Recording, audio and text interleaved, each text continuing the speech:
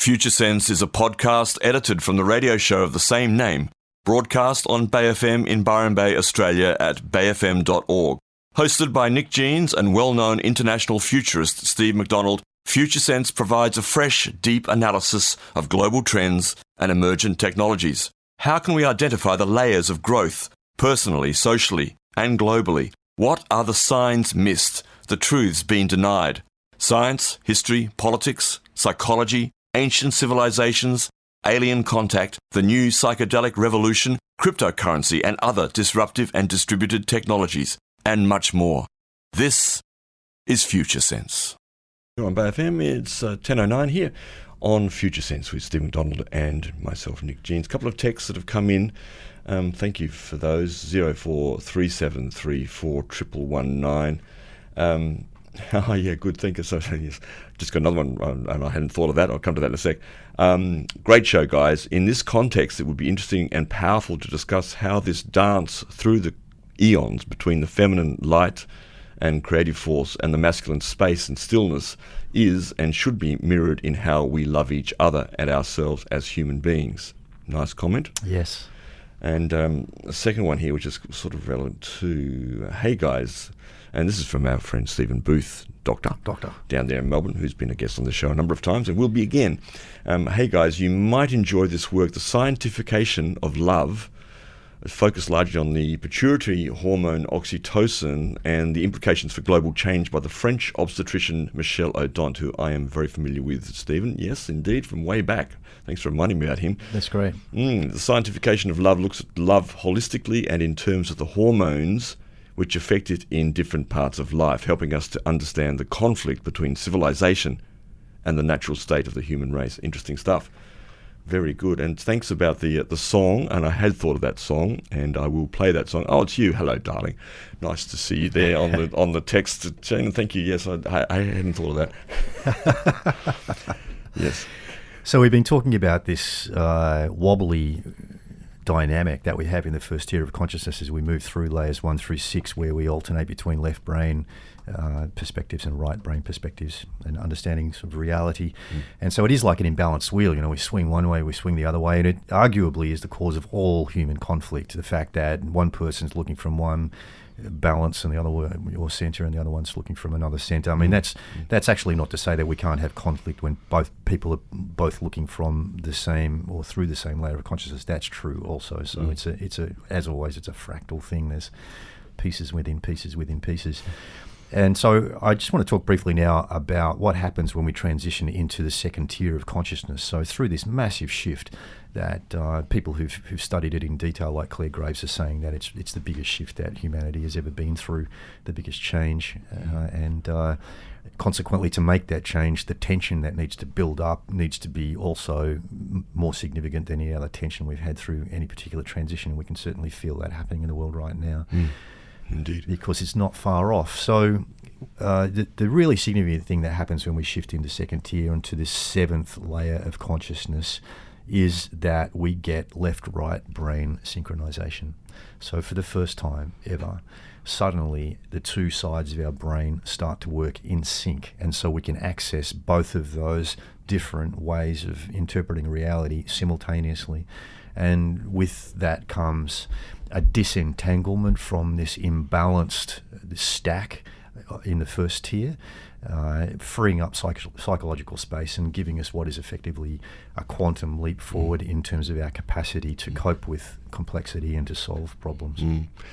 Yeah, that's a huge part of Claire W. Graves' model when you reach the second tier. And we talk about this model a lot, and those who listen to this show understand, I guess, what we're talking about. But simply put, what Steve's saying there is, and it's an amazing thing because it really sort of, for me personally, it's put me in a place where I've had to really see what this actually means and begin to feel it. And that is that when we go to this second tier that Steve's talking about, the psychological space that opens up from integrating or embracing or including all of those previous iterations of ourselves, all the ways that we've been before, not judging them or making them wrong. Yes, terrible things have happened, etc. But including them all allows actually an enormous amount of space in consciousness. But that space is rather hard to be with, because it's very unfamiliar to most of us still, isn't it? We're just beginning to negotiate this new space and what that actually means to have that much space in consciousness. It's because it is the biggest transition we've ever been through both on a personal level and a species level. When we're going through it personally, clearly it's going to be not without difficulty. Yeah. There are many different dynamics which arise in there, and we've certainly spoken about a lot of them on the show previously. I mean, one of them is this movement beyond the rational mind. So in layers 4, 5, and 6, the rational mind is dominant. And in the earlier layers 1, 2, and 3, we're in a pre-rational zone where our basic urges, instincts, emotions are dominant. Yeah, similar to being a child and adolescent in that early stage, and then growing into some sense of maturity in those 4, 5, 6 layers, and then from that maturity, something else is possible then. Exactly, and the interesting thing about it is, in terms of maturity, that these things are actually related to the complexity of life conditions, not necessarily to age. And so for somebody who lives in a relatively static set of life conditions where they very rarely encounter a new problem, then they may well live most of their life in those less complex operating systems, because that's all they need to cope, and that's human nature. We're highly adaptable. Yes. And when we move beyond 6, we're moving beyond this rational zone to what's called the trans-rational zone, which is not rational by nature. And so moving from rationality to something that's non-rational is quite problematic, particularly because our earliest stage of being was also a non-rational stage. And so we go through typically this time of confusion where we're trying to figure out, okay, is that pre-rational or trans-rational, this information or perception that I'm getting here?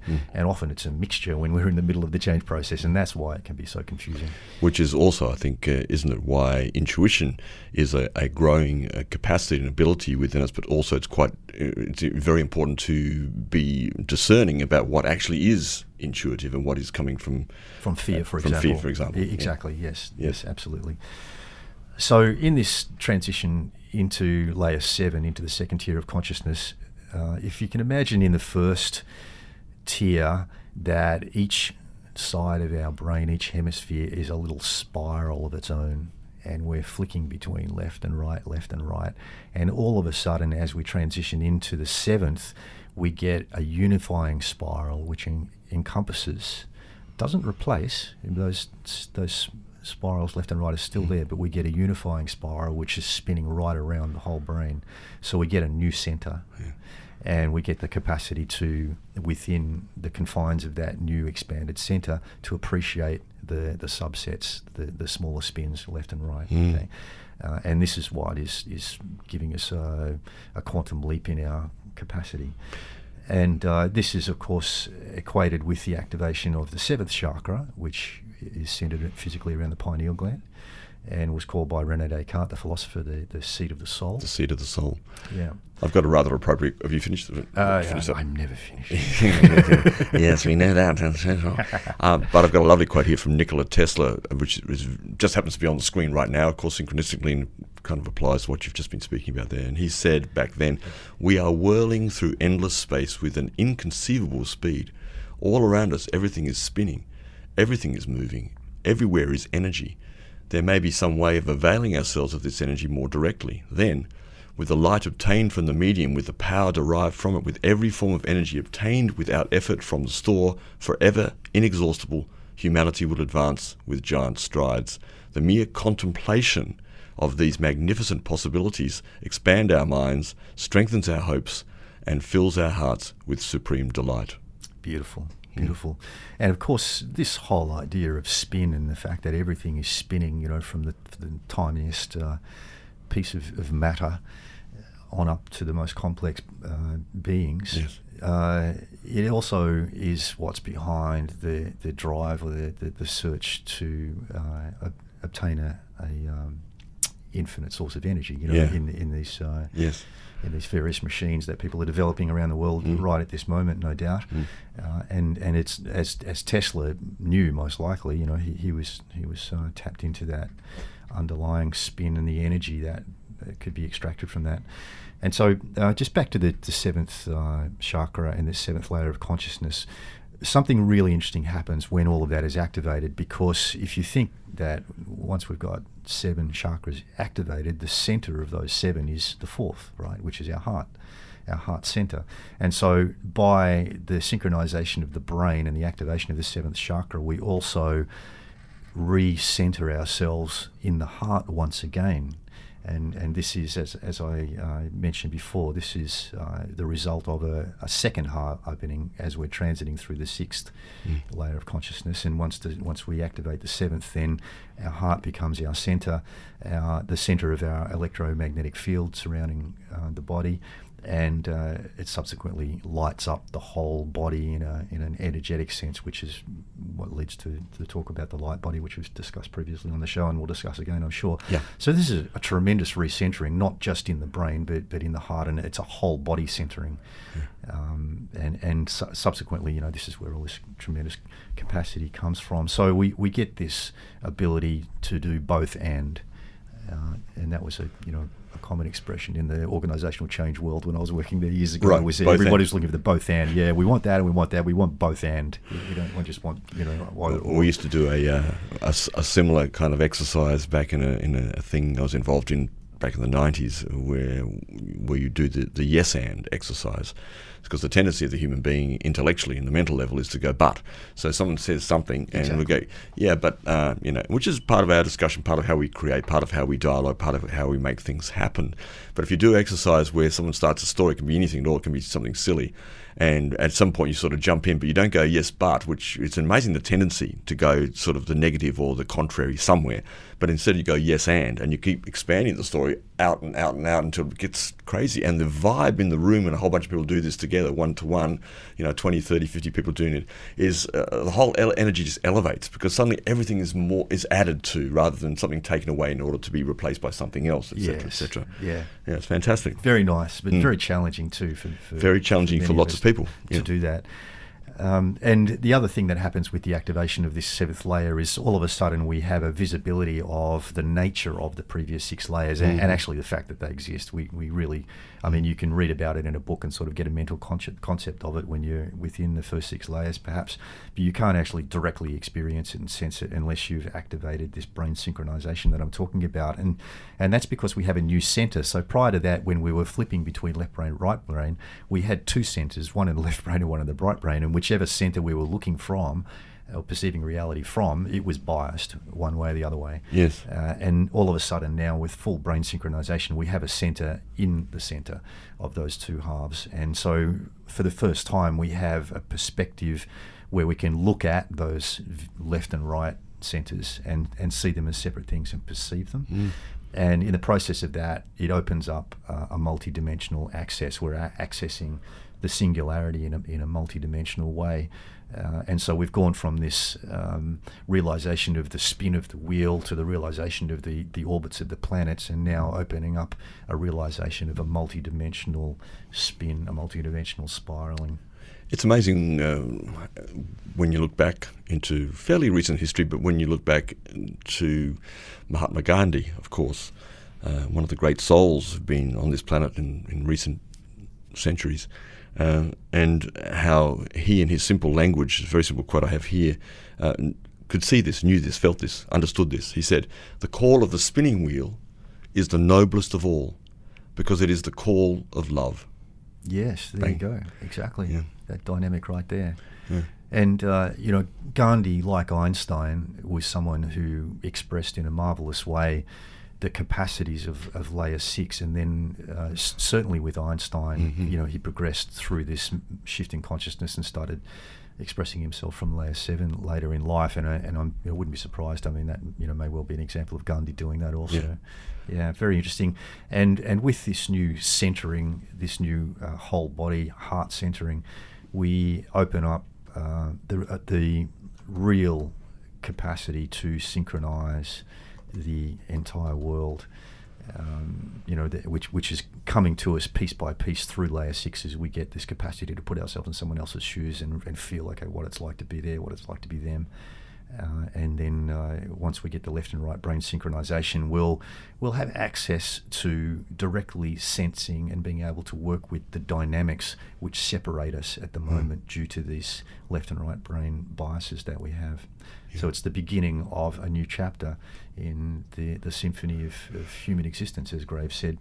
And then, of course, one step beyond that, the 8th layer of consciousness, which is the next feminine expression, which will, of course, build upon this brain synchronization and expand it, will bring stability, global stability.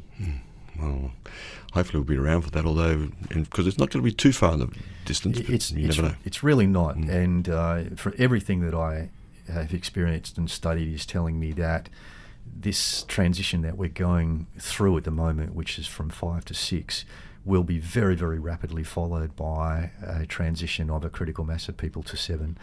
And this is also evidenced in, if we look at the time scale of each of these eras that are unfolded throughout history, of the 4th layer being thousands of years, the 5th layer, the modern scientific industrial, being hundreds of years, a couple of decades probably for this transition through 6, and then we're going to have within probably less than 2 years a critical mass tipping over into this 7th layer of consciousness. And we'll still be here on BayFM broadcasting at that point, so you can go with us right through that process.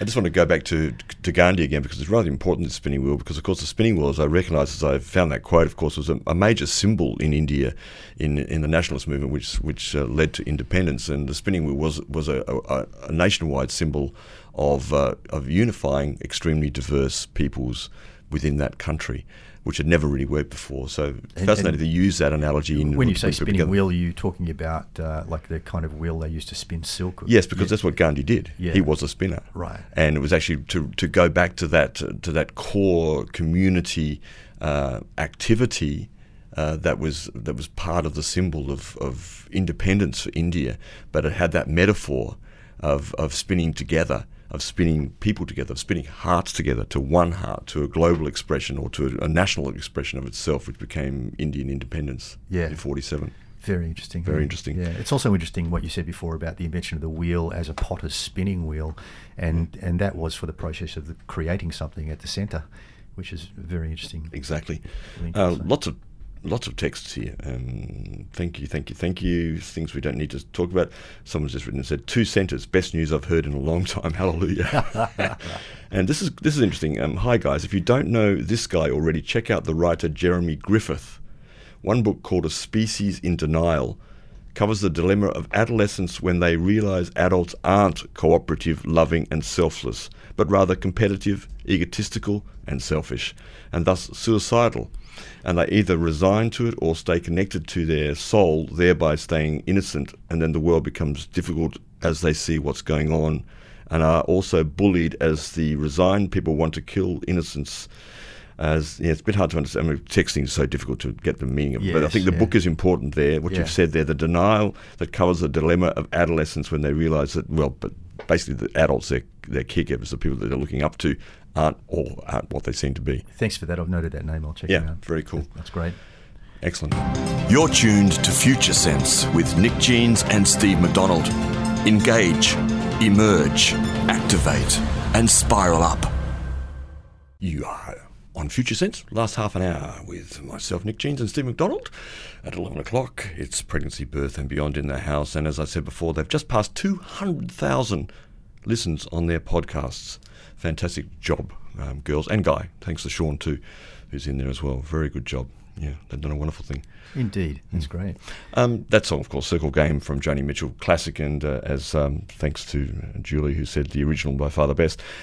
Yes, great song. And the Circle Game, and sort of a bit, for that era, I think, kind of a pretty deep philosophical take, and yet also now we're moving to something else, and yet that the notion of not the circle going round and round, but the spiral is a different thing altogether. And I note that the words inspire, respire, and other words in English are related to the spiral to the spire in the church, and to that notion of spiralism, if that's a word. Spiralism. That's what we're into. We're into spiralism. Absolutely. And of course, way back in other cultures, Sufi whirling, and many people here have actually experienced it. And I had the great pleasure, and you have in Egypt, I think you said off air, and I have in Turkey, in Istanbul, to watch the genuine Sufi whirling. Absolutely extraordinary stuff. It is quite amazing. Absolutely, yeah. And the purpose of that, of course, is a sense of worship and ceremony. But particularly, it's thought that by this whirling process, you're abandoning your own nafs, which is a sort of word for egos, and your own personal desires, by listening to the music, focusing on the divine, and spinning one's body in repetitive circles, which has been seen as a symbolic initiation, or a symbolic imitation of the planets in the solar system orbiting the sun. And of course, it's an ancient practice. Yeah, of course it is. Yeah, and my own background as a Taoist, of course, studying the Taoist arts, which are all built around spiral motion. Also, the Kung Fu style that I've studied for many years is really about retraining the body to move in a spiraling way, and it is also a moving meditation in that process as well, in the same way as the Sufi whirling is. Very interesting stuff, and of course you've got the Tai Chi symbol from Taoism, which expresses that spiraling dynamic in a two-dimensional form. And of course, basically in all cultures, there are representations. I was thinking particularly of the Celtic, and that simple spiral that is basically everywhere. It is. And our good friend Russell has a tattoo on the part of his body. Hello, Russ. Which is that? Two of those. Yeah. I just wanted to talk a little bit with the time we have left about change, the process of change as a spiraling dynamic. And at this time in history, I think it's as we approach this big shift in consciousness, it's very much about unpacking our fairly two-dimensional understandings of these things into three-dimensional, and more multidimensional models, representations, and just teasing the wheel or the circle out into a spiral is one wonderful representation of that, if you can see that in your mind's eye. So isn't it interesting that often we call change revolution, the turning? Yes, indeed. A revolution, the revolution, the evolving, but the turning of. Yeah. And often I talk about this change dynamic and relate it to like a ride on a roller coaster, where you're sort of starting at the top of a hill and then you're plunging down into the depths of change, and then using the momentum to shoot you back up the other side. And usually in the human transformational process, we end up higher than where we started. That's because we're tapping into an energy source, which is an infinite energy source. And so we also talk about the slingshot effect, and the world is very much in the slingshot effect at the moment, which is this dipping down to the bottom of that change cycle, where we create the tension required to shoot us back up the other side. And so we can unpack that. I mean, that's one of the most simple explanations in that roller coaster kind of image. But if we unpack that to a spiral and imagine that we're actually on a continuous evolution, revolutions through this spiraling rings, which are taking us higher and to places of more expansive understanding, expansive perspectives, and greater capacity.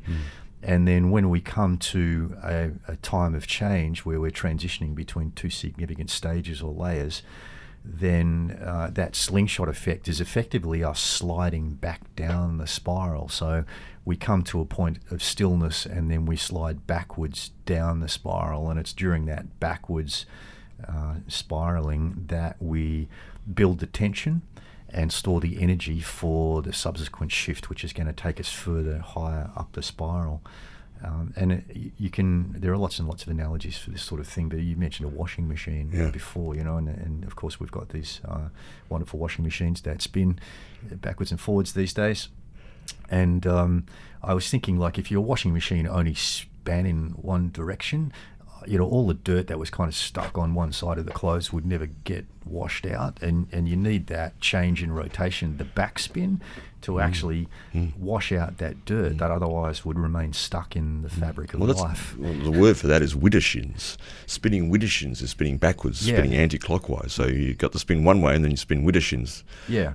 Great word. So we need to, we need that backward spin to really cleanse things before we move forward again.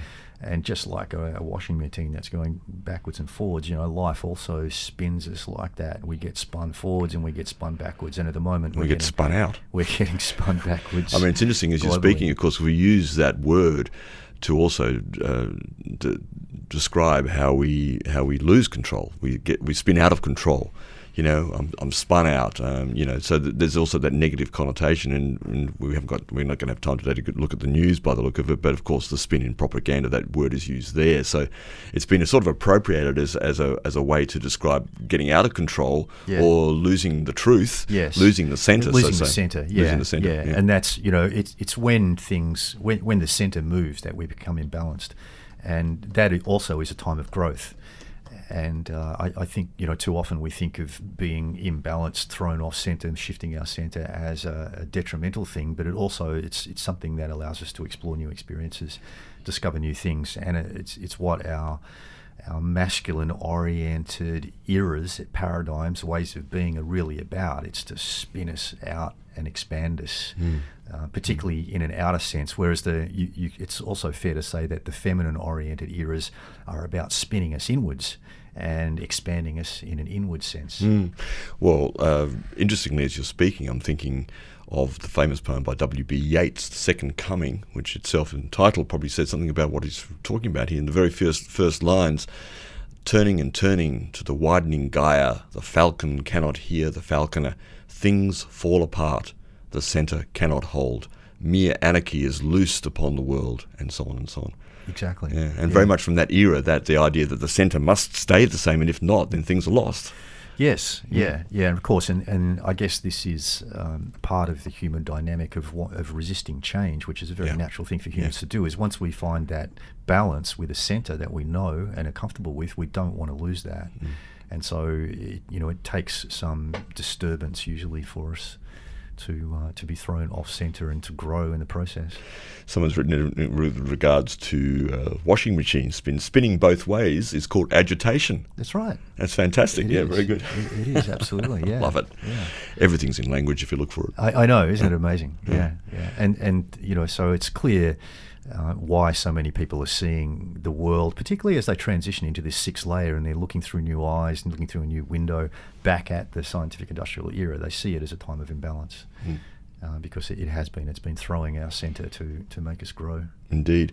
In regards to Sufi whirling, someone else has written in, because I know there's, especially in the Osho Rajneesh community here, a lot of people have experience with doing Sufi whirling. And I suspect this writer possibly may be part of that community, but not necessarily. He says, or she says, in Sufi whirling, I arrive at a still point of awareness while my body is whirling.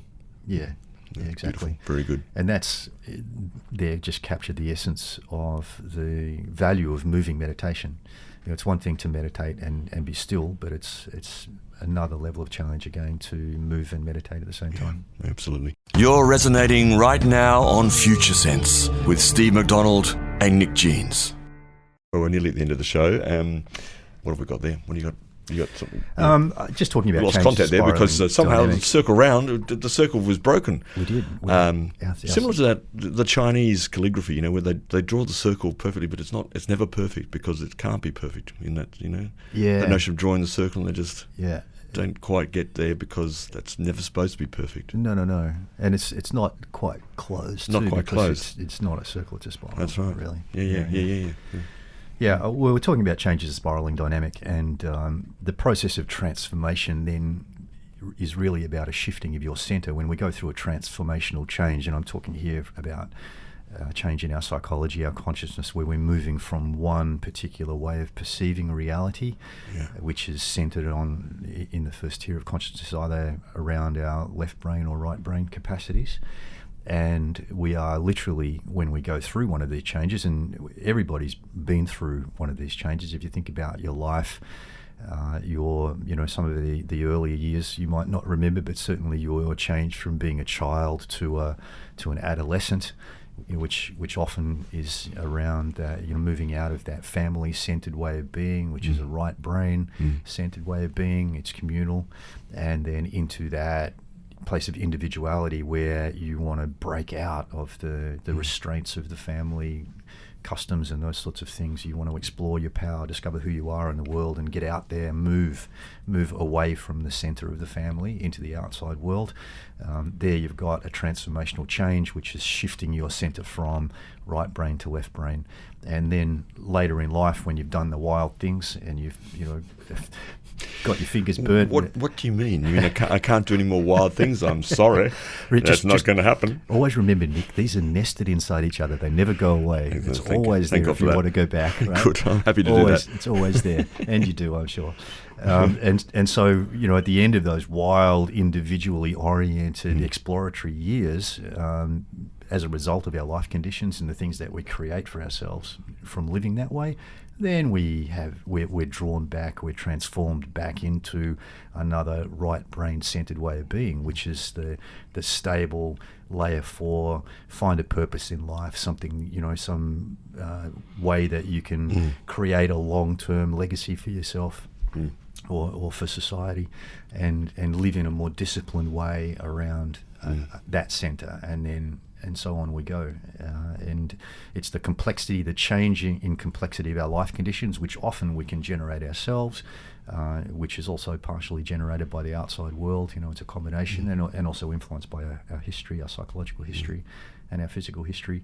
And all of these things add up to create the necessary tension to tip us into one of these transformational changes, a shift, a spiraling backwards initially during the early stages of the change to build the tension, and then a sudden movement forward, a breakthrough which takes us up to a higher centre on the spiral of life. Yeah. And we shouldn't, I can't not in this discussion talk a little bit briefly about the Fibonacci series and the golden spiral, which is a logarithmic spiral. And it's a growth factor which just continues forever. There's no end to that, and many people are into that now. Many of the great buildings, cathedrals, sacred sites around the world, and all sorts of things were built on the principle or at least partly of the Fibonacci series of the golden spiral and the golden mean, as it's called, including the Great Pyramid too. And of course, those spirals also exist in nature everywhere, and that's one of the most incredible things, that somehow or other in nature, on this planet, we kind of have everything shown to us in nature directly, if only we had the eyes to see. And I guess in some ways, what's happening now is more and more people are seeing those reflections in nature, in the nature of being, that, this is us. We are spiralic in nature, you could say. Yeah, and that's how we're evolving. Absolutely, and very much connected to our perception of beauty as well. Yes. That golden mean. Yes, Leonardo da Vinci, among other great artists, and I think also Van Gogh, but many others. Certainly da Vinci was focused very much in that in the golden mean and the golden ratio, which and Fibonacci was an Italian mathematician. You probably figured that out, who discovered that series of numbers which can do all sorts of incredible things and is everywhere in nature. Including our DNA. Our DNA, in fact, the rectangular aspect of our DNA stacked in the spiral as it is in a golden mean ratio, one side to the other precisely. Exactly. That's amazing. Exactly, in a double helix. In a double helix. Yeah, so the double spin right there. Yeah, absolutely. Fantastic. Everywhere you look, you'll find a spiral. Everywhere you look. And I should just remind you to check out our podcasts at futuresense.it, futuresense.it. That's a portal to all of the podcasts, and our Twitter account at Future Sense Show, where we will post those and also post all the articles and research that we have during the show and other shows. Yeah, that's just about it. I think we've got a few more minutes, so what can we? I think so. Yeah. Yes. Well, you've got something. I can see you've got something brewing there. I can feel it. If we just think about all of the things that we discussed on this show, and the spiraling nature of things, this changing center, the left brain, right brain variance that we get as we grow and change and adapt to our life conditions, and relate that to the outside world, all the conflict we see in the outside world, people having different viewpoints on things because they're centered in different places, and not just centered left brain or right brain, but also centered in a vertical sense at different layers of complexity in those different layers of consciousness. So it's a multidimensional aspect. It's not a flat map. And think about all of the change that's going on in the world right now as we experience this enormous shift. And it's not just a shift in human consciousness, but it's a shift in human consciousness that's synchronized with a physical shift in the Earth's conditions, a change in the position of our own solar system within the galaxy, and no doubt even higher spins and cycles that we can't even really map or understand at this stage beyond our own galaxy. The movement of our own galaxy through the universe. Galaxy spins around a black hole at about 26 degrees Sagittarius. And that's what we're doing, the whole galaxy, all of us. Exactly. So we've got all that change going on, and we're experiencing what is essentially a phase shift at the moment, and it's impacting all of those scales, from the largest scale all the way right down to our very personal experience. And consequently, everything's changing. The cycles of our climate are changing. The Earth itself is changing in relation to the rest of the solar system, and we're also crossing into a different part of the galaxy which has a different weather pattern. So I guess something to meditate on, just the simple concept of the spiral with the center, and the center itself being the heart, where the truth lies. And if we from a metaphysical point of view, if we think about that heart at the center of the spiral as a portal to other dimensions, and at a quantum particle level, a window through to the quantum field, and the fact that as we transition over the next decade or two as a species into this full brain synchronization state, that we are opening a window of perception, a window of consciousness, and a window that enables our own action within this physical world through to that quantum field. Beautiful. And everything it contains. And when you get to that point and you meet the dweller on the threshold, it'll be a large spider sitting in the center of a very elaborate, very strong, beautiful web, because they do such an amazing job of using these principles naturally in the way that they spin out. Spin their webs. There you go. Exactly. Thanks for joining us here, and hopefully it wasn't too much of a head spin. And no propaganda here. We're trying the best to give you what we seem to be discovering and knowing, and no claim that it's the truth. But hey, as we always say, go and do your research yourself. Check it out. Look out for the spin. We'll be back next week. Bye-bye. You've been listening to Future Sense, a podcast edited from the radio show of the same name, broadcast on Bay FM in Byron Bay, Australia, at bayfm.org. Future Sense is available on iTunes and SoundCloud. The future is here now. It's just not evenly distributed.